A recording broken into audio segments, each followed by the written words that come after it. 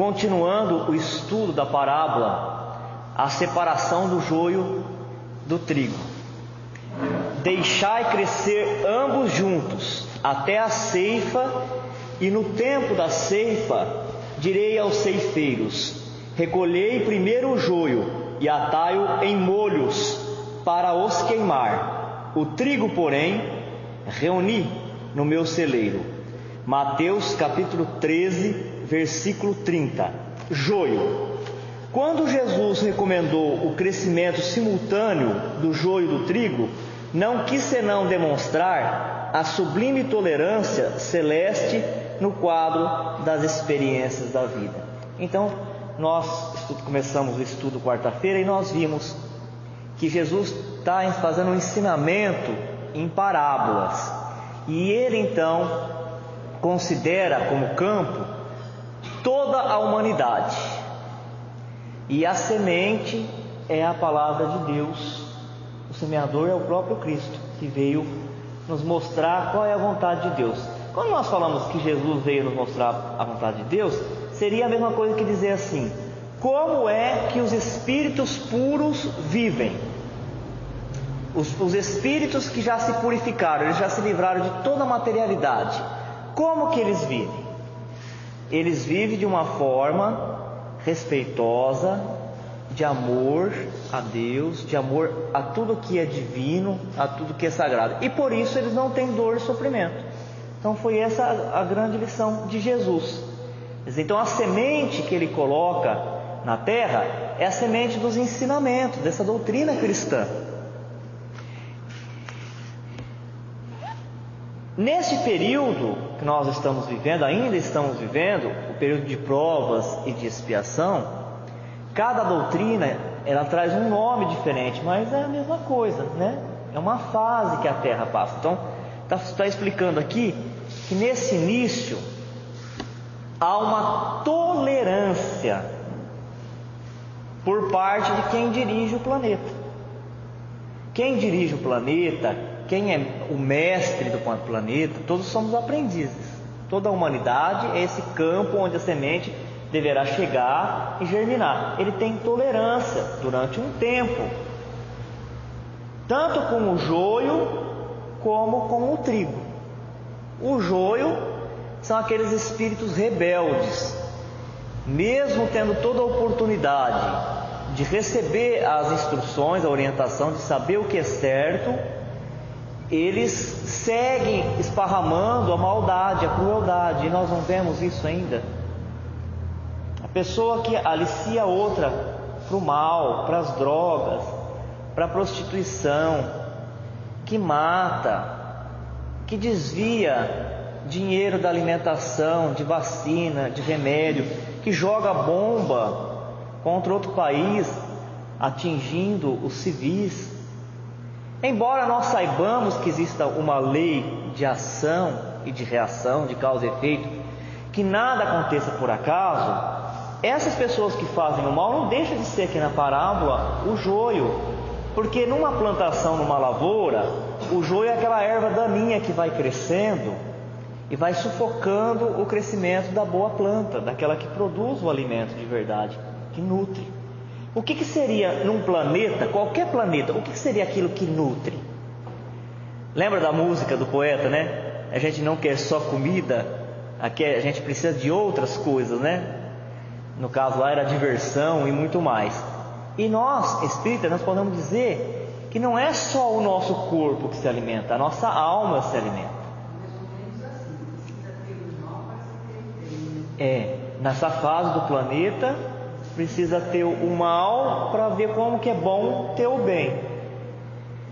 Então a gente precisa se alimentar de coisas boas.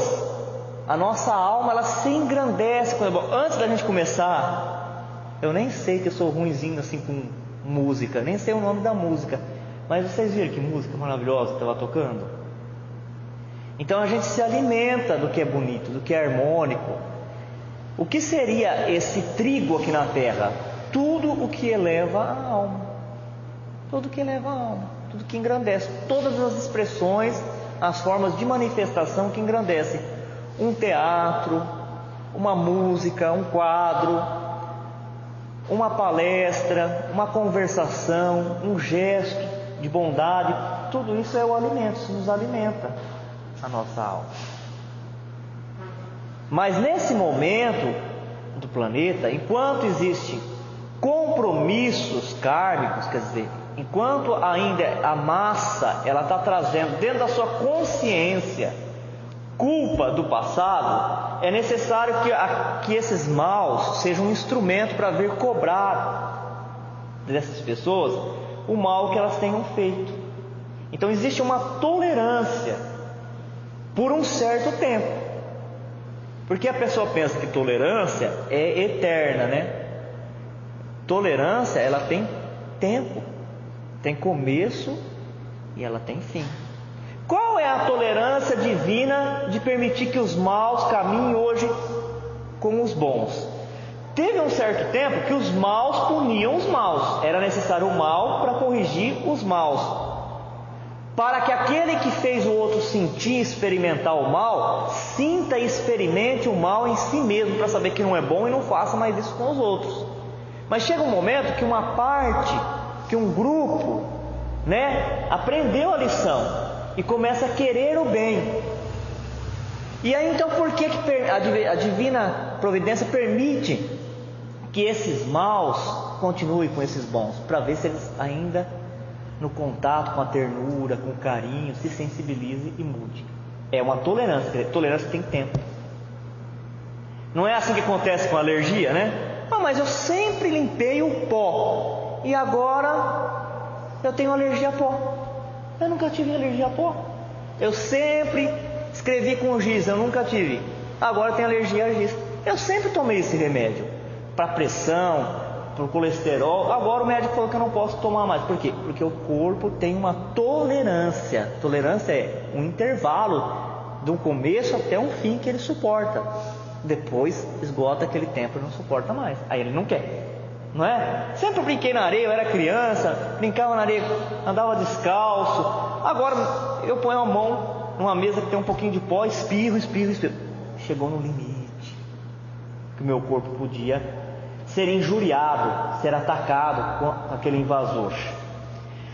Então aqui quando fala tolerância, não fala que a terra vai aceitar eternamente as agressões, o desrespeito contra a natureza, os crimes ambientais. Não vai, ela não vai aguentar para sempre isso, não vai tolerar para sempre.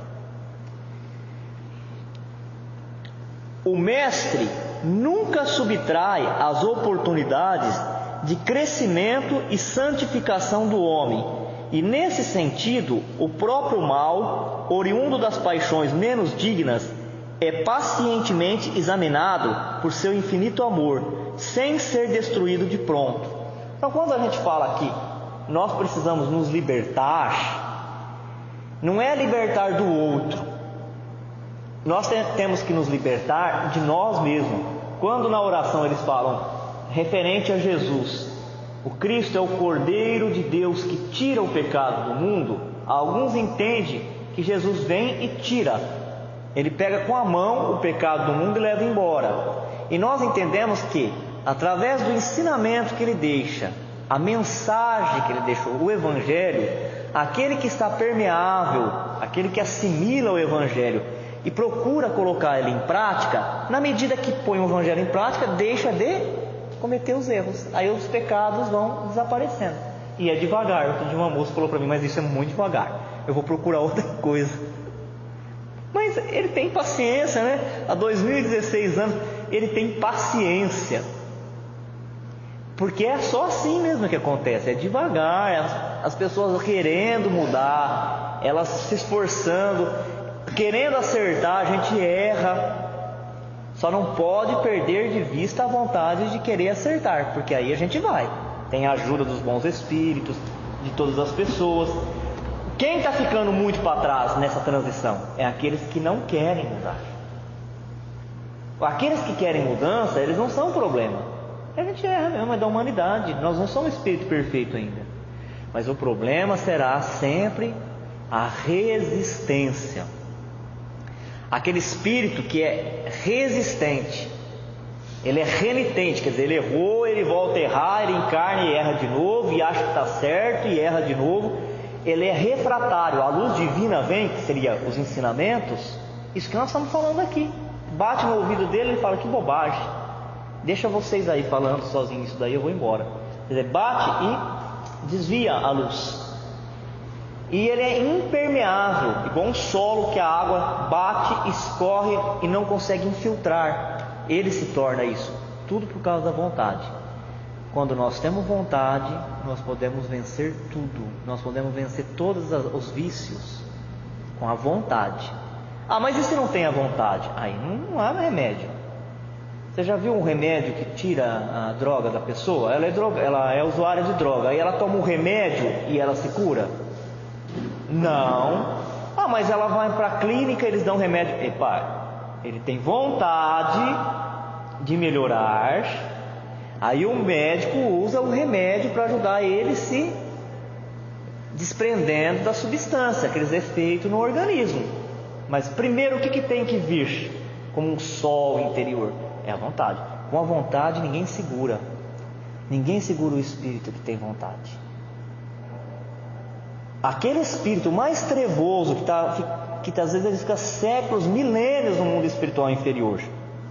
E a gente fala: vixe, está lá atrás na evolução. Na hora que ele tem vontade de mudar, a mesma firmeza que ele tinha para fazer o mal, ele emprega para fazer o bem. Aí ele passa que nem um raio na nossa frente. Quantos espíritos que a história da humanidade colocou eles como traidores, como terríveis, e eles fizeram assim na nossa frente, ó, já estão lá em cima espiritualmente. Por quê? Porque eles não são morno. A Bíblia fala: seja frio ou seja quente, porque o morno será vomitado. Quer dizer, quando eles estão decididos no mal, eles estão decididos no mal, e eles colocam toda a energia, toda a força. Mas quando eles se decidem por bem, não existe mais outra coisa para eles. Eles se dedicam tanto, se esforçam tanto, assumem tanto compromisso, que eles passam que nem um raio na evolução. Mas, no entanto, outros permanecem impermeáveis. Esses vão se comprometendo, a terra vai passando e ele vai ficando, né? Muito se fala em regeneração. Ah, o planeta vai passar pela regeneração, mas quem tem que passar pela regeneração somos nós. Porque se o planeta entra na regeneração e nós não entramos no processo regenerativo, o planeta vai e nós ficamos para trás. Por que eu estou falando disso? Porque a parábola do joio e do trigo é o ensinamento de Jesus, não é o único, é o ensinamento de Jesus desse momento de divisão. Não tem como ensinar, como explicar, como comentar a parábola do joio e do trigo sem falar de prova, expiação e regeneração. Ah, mas e quando eu não estou no ambiente espírita? Eles vão usar outro nome, mas eles vão estar falando do mesmo sentido. Jesus está falando abertamente aqui deste momento de passagem do planeta, de subida. O planeta vai subir. Ele vai subir na vibração, espíritos preparados para dar uma nova ordem, para dar uma nova linha de conduta, estão se encarnando, já estão encarnados, e eles vão pondo essa linha, e nós, que já estamos muito tempo encarnando na Terra, cheios de compromissos, vamos seguindo eles, seguindo devagarinho até a gente assimilar este comportamento. E a Terra então vai se ver, depois de um período, a gente não sabe quanto tempo, aí depende do esforço de cada um e da coletividade, completamente transformado. Por isso que vale muito a pena a gente ter otimismo, falar: nossa, essas coisas difíceis que estão acontecendo são sinais da renovação, não é para ficar espantado. Lógico que a gente fica com compaixão com alguém que sofre, daqui a pouco vai falar dos resgates coletivos, né? Quantos não estão acontecendo agora? Cai um avião, um desmoronamento, vai falar nessa passagem, essa parábola dos resgates coletivos. Nós estamos vivendo, experimentando ele. Mas não é para a gente ficar desesperado, é para a gente ficar feliz, segundo a parábola. porque são sinais de que o tempo novo já está batendo nas nossas portas.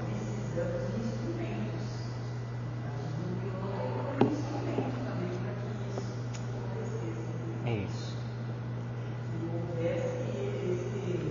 As condições, as circunstâncias.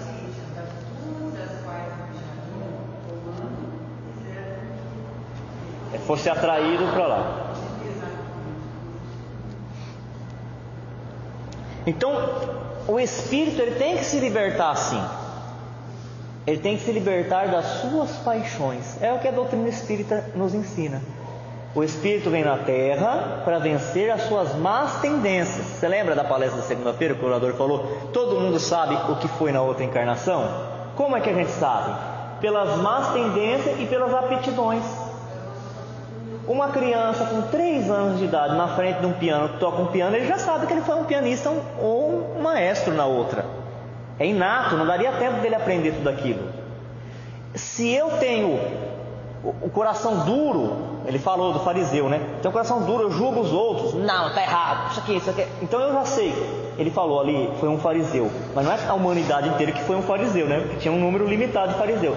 Mas ele quis dizer, se comporta como tal. Então, na outra encarnação foi isso, foi um julgador, julgava com rigor. É só a gente fazer uma análise calma da gente mesmo, que a gente sabe dos defeitos e das qualidades. Qual é o trabalho meu na Terra? Não perguntam, as pessoas não perguntam, elas vêm dos trabalhos de orientações, ou quando elas encontram algum médium, mesmo que não seja um médium espírita, ela não quer saber qual é a missão dela na Terra? Joga o búzio, joga a carta, faz o mapa astral, ele quer saber a missão dele, não é?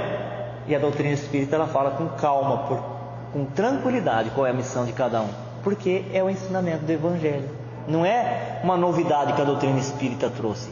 Já há 2016 anos está colocado. A missão de cada um é vencer as suas más tendências. Ah, mas isso eu não quero, isso é muito difícil. Mas se você não começar por aí, que missão que você quer? Salvar o mundo?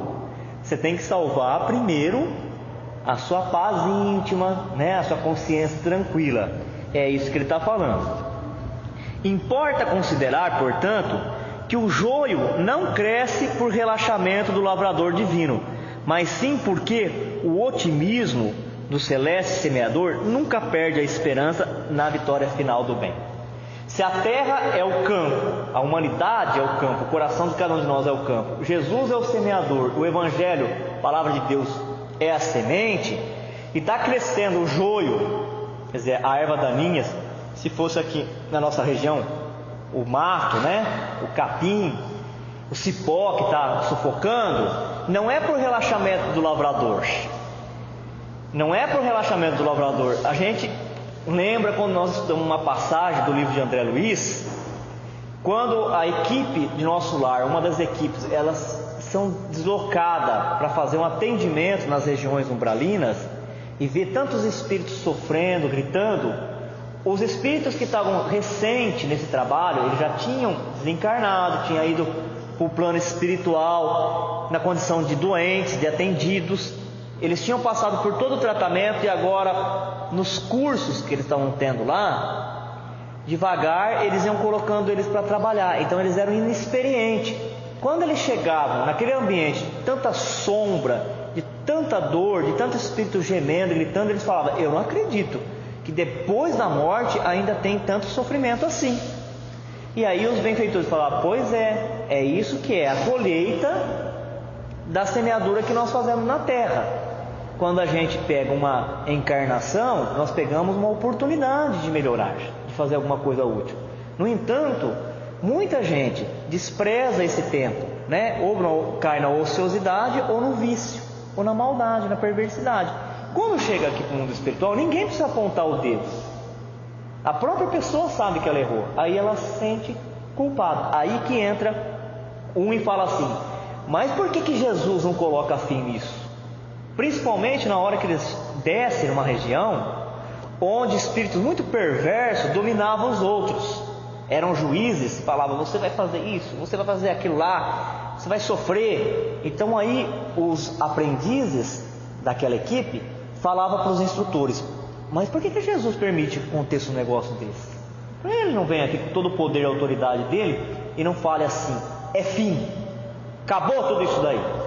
Aí os benfeitores, com calma, explicavam aquilo que nós também aprendemos na doutrina espírita. E é o que está falando nessa frase. Não é desse jeito que age Jesus, que age Deus. Ele criou cada um simples e ignorante. E através do nosso trabalho, nós vamos aprendendo com as nossas experiências. Se Ele quisesse que fosse diferente, Deus aí, né? O Senhor da vida, o Senhor de todo o universo, Ele teria criado todo mundo pronto. Mas que graça teria isso? Que mérito, né? Que mérito. Nós não seríamos produto do nosso próprio trabalho, todo mundo seria igual, porque todo mundo foi criado pronto. Então eles estão aqui como uma oportunidade, não é relaxamento, né? Deus não está vendo isso, né? Deus não está vendo isso? Está vendo tudo isso e está permitindo, uma chance de cada um renovar-se, mas chega uma hora que todas as oportunidades foi dado e por teimosia, por resistência não foi aproveitado. Aí então é um momento que nós vamos ver ali para o finalzinho como é que vai ser a separação, e deverá ter separação.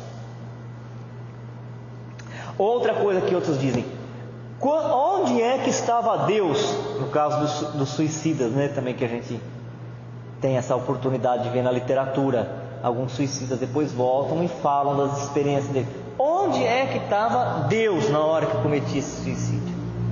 Aí os espíritos deixam a pessoa lá, ela vai pensando, ela vai refletindo, aí ela chega na conclusão: não é onde estava Deus, onde eu estava que não vi Deus para fazer uma coisa dessa. Onde eu estava, né? Mentalmente, minha cabeça, minha vibração, meus sentimentos, todos desarmonizados. Porque Deus sempre é igual, Ele não muda. Ele sempre é aquela presença amorosa e está sempre à disposição de nos ajudar. O campo do Cristo é a região de atividade incessante e intensa. Tarefas espantosas mobilizam falanges heróicas. Contudo, apesar da dedicação e da vigilância dos trabalhadores, o joio surge ameaçando o serviço. Jesus, porém, manda aplicar processos defensivos com base na iluminação e na misericórdia. O tempo e a bênção do Senhor age devagarinho e os propósitos inferiores se transubstanciam. Então está dizendo, se fosse numa lavoura, você tem lá uma plantação, você tem uma horta, o que você plantou, você tem que usar defensivos, né? Para não ser invadido por pragas, os agrotóxicos. Aqui no caso, a lavoura é o trabalho no bem. Porque veja, tem muita gente fazendo bem. Muita gente está bem intencionada. A maior parte das pessoas, elas não são pessoas do mal. Temos os nossos erros, né? As nossas manias, os nossos caprichos, os nossos pontos de vista. Mas hoje a Terra, nesse finalzinho de prova e expiação, ela não é de maioria mal. Ela é de maioria de gente que quer melhorar, que tem dificuldade para melhorar, mas quer melhorar. Então ele fala que Jesus, ele não vem e manda destruir tudo, igual o pessoal tinha esse entendimento, né, nas escrituras sagradas, que Deus vinha e mandava pôr fogo em tudo, destruir tudo, acabar com tudo. Ele não faz isso. Ele vai alimentando os bons. Ele permite que os bons espíritos desçam, como nesse trabalho que nós estamos tendo aqui. Os benfeitores descem lá das colônias espirituais, porque ali eles trabalham, eles têm as atividades, eles descem para estar conosco, como nós viemos buscar na prece, na oração, eles vêm estar conosco nos alimentando. Ele permite. Todas as religiões, em todos os lugares estão fazendo bem, né? Às vezes até numa empresa, numa indústria, é uma coisa que está fazendo o bem. Estudávamos há alguns meses no sábado que até no início da agricultura aqui na Terra teve a participação dos benfeitores. Quando os primeiros agricultores dormiam, lembra disso? Dormiam e eles se desprendiam do corpo, os espíritos que já estavam mais avançados vinham e ensinavam para eles, davam uma ideia: por que você não faz assim? Por que você não semeia assim? Aí na hora que eles acordavam no outro dia, com uma grande ideia, né? Tive uma grande ideia. Então é isso que ele fala. Jesus, ao invés de ficar com raiva, nossa, eu tenho dado a minha vida toda para esse povo, olha o que eles fazem, vou destruir tudo. Não, ele vai alimentando aqueles que estão com boas ideias, que estão fazendo bem, e vai usando o defensivo. Qual é o defensivo? Da iluminação e da misericórdia. Enquanto uns falam assim, pega aquele obsessor, amarra ele, joga ele no fundo do mar. O evangélico, que é verdadeiramente evangélico, fala, se ilumina. Se ilumina, ilumina o teu pensamento, o teu sentimento, porque aquele que é mau não vai poder atuar em você, você muda a tua companhia. Não é isso? Fala, a doutrina espírita deverá ser sempre evangélica, senão ela se perde no meio do caminho. Olha o que ele fala. Jesus, porém, manda aplicar os processos defensivos com base na iluminação e na misericórdia. Tem muita gente que fala assim, ainda bem que vai ser retirado esse povo mal daqui. Está indo tarde. Não é? A mesma coisa, espírito. Eu quero encontrar esse espírito que me obsedeia. E tem gente que sai correndo atrás do espírito quando vê com vassoura. Sai de vassourada no espírito. É verdade. Ainda bem que a gente não vê, né? Os que vê saem dando vassourada às vezes. E o espiritismo bem orientado é o que fala, não, você não está para brigar. Jesus falava, o mal não se espanca, não se espanca o mal. Porque quando você vai espancar o mal, você entrou na mesma vibração que ele, né? Aí você ficou igual. Se é um cachorro que late e te morde, se você começar a morder e later, você vai virar um cachorro. Vai ser rebaixado. Quando agora a terra a gente vê até os cachorros, né? Com comportamento fraterno. Outro dia nós vimos um pato dando comida para um peixe. O peixe não conseguia pegar no potinho, o patinho ia lá, pegava a raçãozinha e jogava para os peixes. Isso é coisa já do plano de regeneração, da mudança que vai. Agora, tem que vir isso para o ser humano também. Então, aqui não é a questão de querer destruir a lavoura. Eu plantei o trigo, mas tem joio, então eu enlouqueço de raiva e jogo fogo em tudo. Eu mato o joio, não mato? Mas o que vai junto com ele? O trigo. O trigo. Tem uma passagem evangélica que fala da Bíblia, né? Por causa dos bons, o Senhor quis que esses dias se encurtassem. Quer dizer, que se deixasse muito longo, ninguém ia aguentar. Aí todo mundo ia se desesperar e ia cair. Então ele está falando que é assim que vai atuando a espiritualidade. No meio de pessoas que não têm espiritualidade, uma pessoa tem espiritualidade, os bons espíritos usam ela como instrumento e vai multiplicando aqueles ensinamentos, aquelas bênçãos, e vai dando toda a oportunidade para aqueles que são maus mudarem no meio do caminho.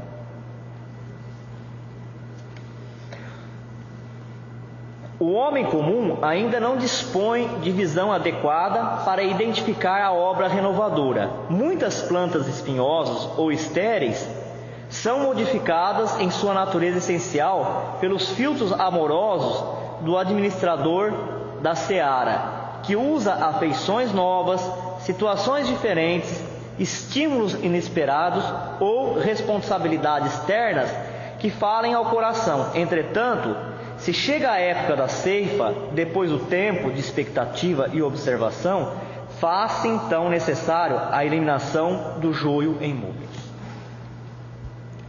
Ele fala assim, que Deus, Ele poderia, no nosso entendimento, se a pessoa veio, ela teve uma encarnação, ela cometeu um crime, seja qual for o crime, Ele poderia colocar a pessoa eternamente no fogo, mas Deus não age assim. Por um tempo, a pessoa ela entrou no mundo espiritual, na condição de um criminoso.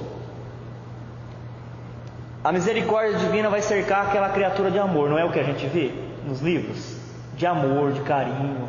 Ela chora, ela se arrepende, ela se abre, aí vem uma luz no meio daquelas trevas, aquelas figuras angélicas ao redor dela, leva ela para um lugar bonito, dá um banho, dá alimento, conversa, tem paciência, explica, leva para os cursos, para a instrução, e dá um trabalho novo na encarnação. Às vezes, através de um trabalho que a pessoa faz, ela corrige aquele mal. Uma coisa bonita que ela faz agora, apaga da consciência pesada dela o mal que ela fez. Por um tempo. É isso que ele está falando. Por um tempo. Nós não temos aí pessoas que prejudicaram um monte de gente. Aí eles vêm como médico, devotado, trabalha dia e noite. Não estou falando que todo espírita não pode ter essa visão reta. Falou lá no estudo que todo médico prejudicou um monte de gente. Não, tem gente que é bom desde sempre e volta médico para ajudar. Eu estou falando de outros casos. Um exemplo: a pessoa às vezes ela prejudicou, como é o caso desses médiums de cura, que a gente sabe porque eles mesmos falam. Não estou fazendo julgamento, eles mesmos falam. Participaram de experiências difíceis nas guerras, né? E aí então faziam experiência com as pessoas sem anestesia, prejudicaram muita gente. A consciência fica pesada lá no mundo espiritual. Aí tem um acordo, uma conversa com o mundo espiritual. Ou você vai, a gente vai te dotar de uma faculdade de cura. Só que aí é o seguinte: para você poder corrigir todo o mal que você fez, você vai atender dia e noite as pessoas, de noite. Se você fugir disso, você vai ter problemas. E aí eles vêm, quando trabalha direitinho, atende, né? Aí as pessoas beijam a mão deles, falam que eles são santos. Ah, que santo você está fazendo um trabalho para cobrir, limpar o mal que fez. E quando faz certinho, chega no mundo espiritual, a mente, aquele alívio, aquela paz, aquela tranquilidade. Já não tem mais aqueles acusadores que tinha. Dá tempo. Dá tempo. E nós, na nossa vida também, eu peguei um extremo, nós também na nossa vida.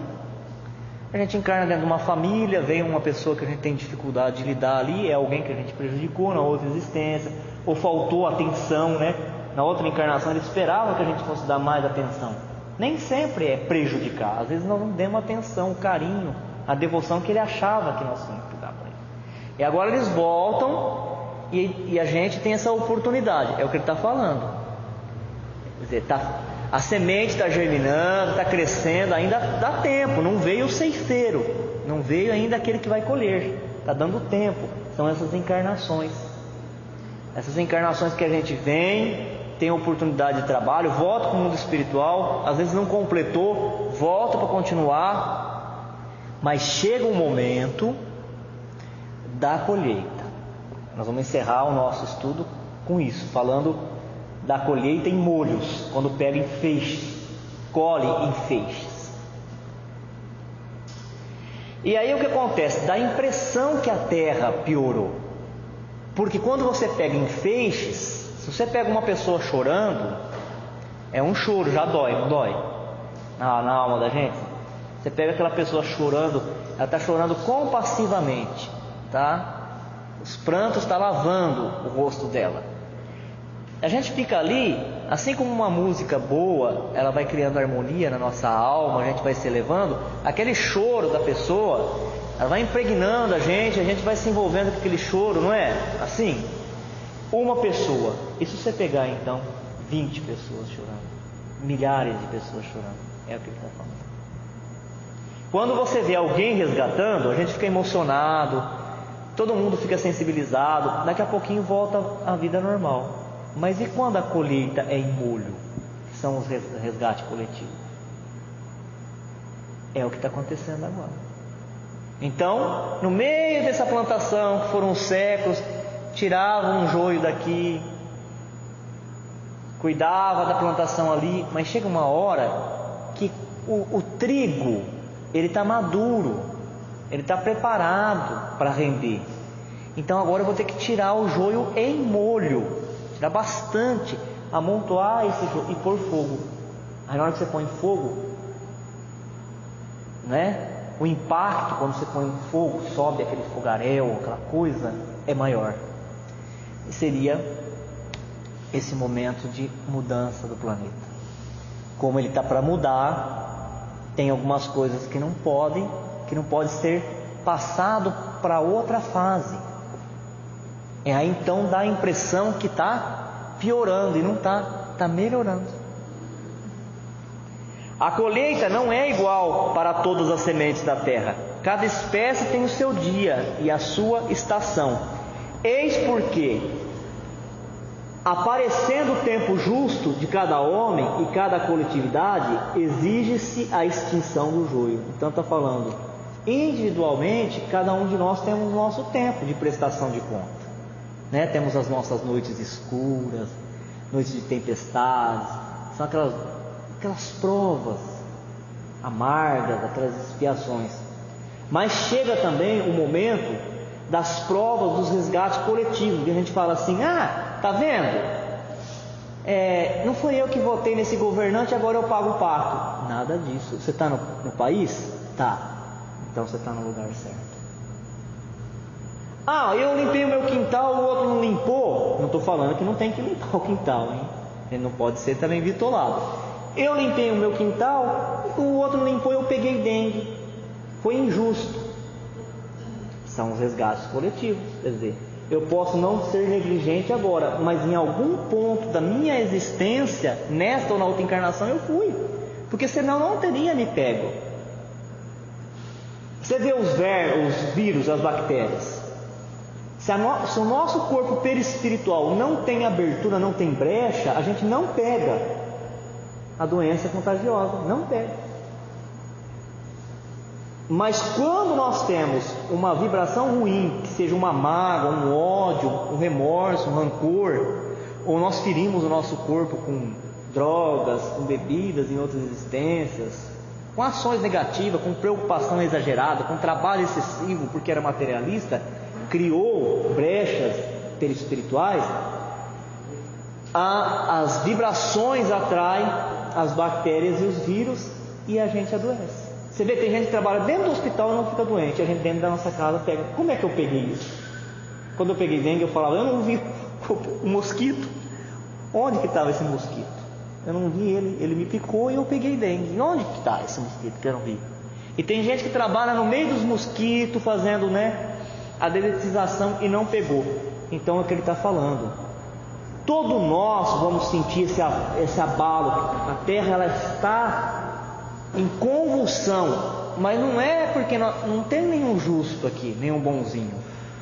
É um momento necessário para todos nós, mas o que virá depois será muito bom. O que virá depois será muito bom. Vale muito a pena a gente manter-se com fé, com esperança e colaborativo. Sempre falando para Jesus, eu quero ser colaborativo nesse processo, o que eu posso fazer? Todo mundo tem alguma coisa boa para fazer. Quando os processos transformadores de Jesus foram recebidos em vão, nesse instante, vemos a individualidade ou o povo a se agitarem em razão de aflições e hecatombes diversas. Aí ele fala, quando chega o final, que é a colheita, a colheita, que é a hora de aproveitar o trigo e de arrancar o joio por fogo, aí nós vemos as provações individuais, pessoas sofrerem, ou nós vemos coletividades, grupos sofrerem. São os resgates coletivos. Por quê? Porque eles não aceitaram as orientações, as sugestões de Jesus Cristo e dos seus emissários. E aí então vem as hecatombes diversas. O que são hecatombes? São as coisas grandes, acidentes gigantescos. São os vulcões, são os terremotos, as tempestades, as epidemias, tsunami. Em gritos de alarme e socorro, como se estivessem nas sombras de naufrágio inexorável. No entanto, verifica-se apenas a destruição de nossas aquisições ruinosas ou inúteis. E aí alguns desesperados falam: é o fim do mundo, está acabando. Aí o texto fala aqui: o que está acabando, na verdade, só são as nossas aquisições, aquilo que nós conseguimos acumular dentro de nós de ruim, de maldade.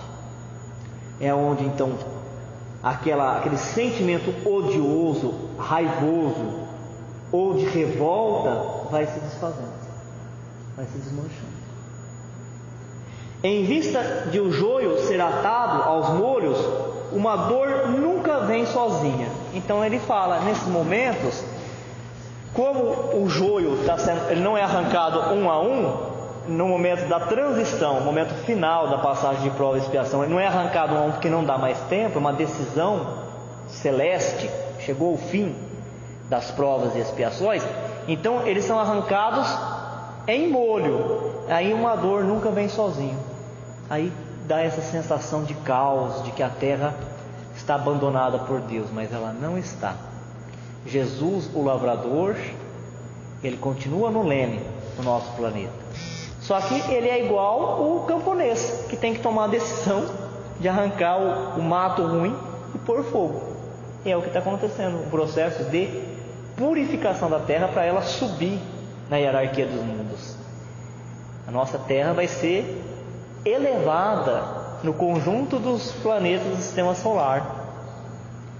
É o momento em que os bons vão herdar a terra, ou seja, vão continuar tendo o direito de reencarnar no planeta. Mas aí, depois disso, sem a presença daqueles que faz força para atrapalhar, para prejudicar, o avanço vai ser muito rápido. O avanço tecnológico, o avanço moral. Então, não vai precisar desse tempo que nós precisamos. Acabou o tempo de planeta primitivo, né? Entrou de prova e expiação. Esse tempo de prova e expiação ele foi muito longo. Agora, quando ele entrar em regeneração, o tempo de regeneração ele é mais curto do que o de prova e expiação. E depois do de regeneração, nós estaremos no mundo felizes. Bem-aventurados aqueles que trabalharem, porque eles